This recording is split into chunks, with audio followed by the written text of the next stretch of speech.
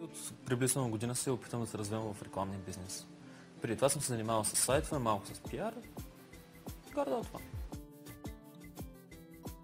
Ако трябва да цитирам Wiki, това е медия, в която съдържанието е генерирано от потребителя. Това е медия, която те първо трябва да се изучава, те първо трябва да се разглеждат възможности. Не е нещо статично, което веднъж да се научи. Тя непрекъснато се развива, там нататък ние също така трябва да следваме всяките дейности и да гледаме как се развива. Да гледаме как се движи.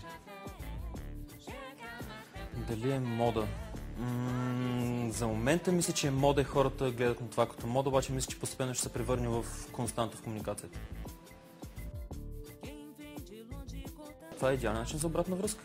Защото те си казват на свои хора, не го казват на компанията, така че да го завуалират или по някакъв такъв начин. Казват го на свои хора и това е идеален начин за перфектната обратна връзка. Всичко е точно и ясно. Ако сложиш нещо в Facebook, естествено, че не е кампания. Може да сложиш статус, ако човек сложи статус, това изобщо не е кампания.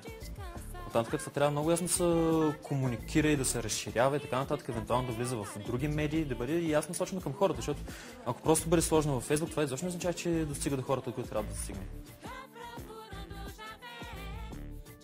С доста четене и с доста опити. Един не лош смисъл, който може да бъде приложен за диджитал, че ти не правиш грешки, ти научаваш много нови начини, по които нещо не става. Какво губят? Във връзка с доста хора губят, мога да кажа, че печелят време. Защото всъщност зависи как гледат на това. Мога да кажа, че печелят време по това, че не си губят времето там. Така може да печелят време за работа, примерно. Какво губят? Може да губят връзка с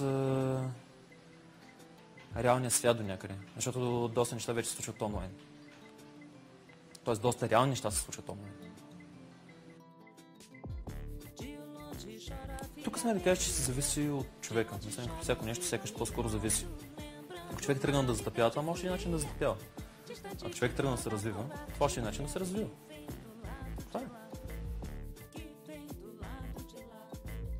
Може ли да е мръсен?